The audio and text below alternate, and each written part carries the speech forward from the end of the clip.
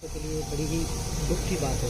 एक बड़ा नेता आज अजीत पवार जैसा नहीं है, क्या कहते हैं? आज सुबह जब मुझको ये खबर मिली कि अजीत दादा पवार साहब का विमान हादसे में, प्लेन हादसे के अंदर उनका इंतकाल हो गया, मेरे लिए बहुत दुख की बात थी, बहुत सदमा हुआ कि एक ऐसा नेता जो मेरे परिवार और उनके बीच में जो रिश्ता था वो बहुत अलग था। मैंने बहुत नेता देखा, बहुत नेताओं से मेरा संबंध रहा, ताल्लुक है, लेकिन ऐसा नेता मैंने आज तक मेरी जिंदगी में नहीं देखा जो संबंध को बनाने का काम, संबंध बरकरार रखने का काम जो अजीत दादा पवार साहब ने उनके आखिरी तक मेरे साथ किया, मेरे परिवार के साथ।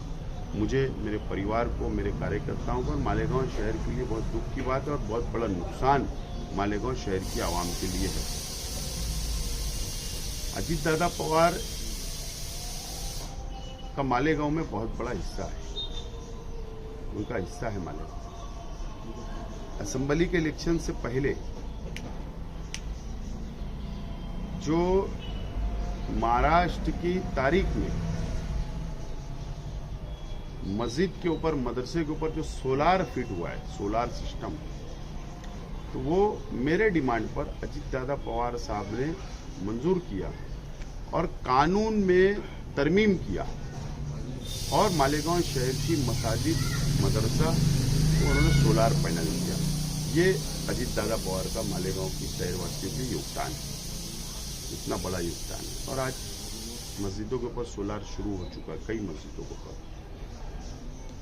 जो स्टडी सेंटर शेख रशीद साहब के नाम से बन रहा है, तामीर हो रहा है, मैंने उनके पास गया कि शेख रशीद साहब का इंतकाल, और मैंने कहा कि मैं उनके नाम से एक स्टडी सेंटर बनाना चाहता हूँ।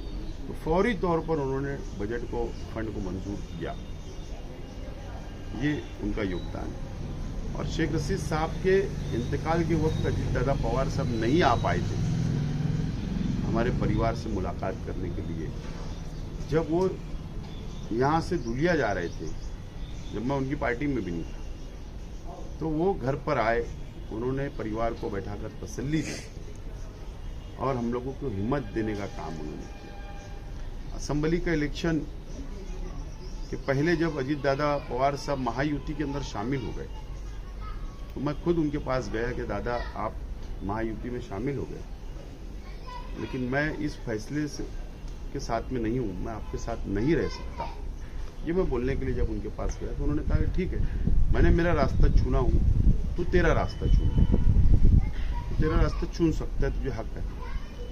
लेकिन उसके बाद जब मैं काम लेकर जाता रहा, आज तक भी उन्होंने मुझे काम या डिमांड जब मैं करता था कोई काम की, तो उन्होंने कभी मुझे ना नहीं कहा। यानी ये एहसास ही नहीं होने दिया कि तुम मेरी पार्टी का नहीं है, ये कभी एहसास उन्होंने नहीं होने दिया।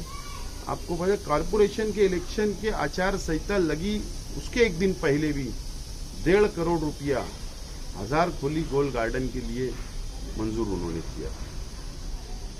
उनका तामीरी काम का सिलसिला मेरा चल रहा था, वो कभी मुझे ना नहीं उन्होंने कहा। और जब भी 16 जनवरी को जब कॉर्पोरेशन के नतीजे आए, तो जबकि मैं इस्लाम पार्टी और वो राष्ट्रवादी के नेता, मैंने मेरी अपनी अलग पार्टी बनाया। शाम 5 बजे उनका फोन आता है मुझको और वो मुझको मुबारकबाद देते हैं और बोलते हैं कि तेरे मुस्तकबिल के लिए मेरी नेक ख्वाहिशात है, तूने बहुत अच्छा इलेक्शन लड़ा, अच्छी सीटें चुनकर लाया। इस तरीके का संबंध बरकरार रखना, जबकि आज ऐसा नहीं है हमारे मुल्कों में कि कोई मुखालिफ पार्टी का शख्सों को मुबारकबाद कोई देता होगा, ऐसा कभी नहीं हुआ। तो ये ऐसे नेता अजीत दादा पवार साहब, जो मुझे, मेरे परिवार को और शहर का ही बहुत बड़ा नुकसान है, हमको बहुत दुख हुआ है। मैं उनके परिवार को मुलाकात करने के लिए मैं जाऊंगा और उनके परिवार से मुलाकात के बाद मैं उनसे दुख का इजहार करूंगा। उनके परिवार, जब मेरे परिवार के ऊपर जब दुख की घड़ी आई, जब शेख रशीद साहब दुनिया से गए, तो वो हिम्मत देने के लिए आए, जरूर मैं जाकर उनको तसल्ली देने का काम करूंगा।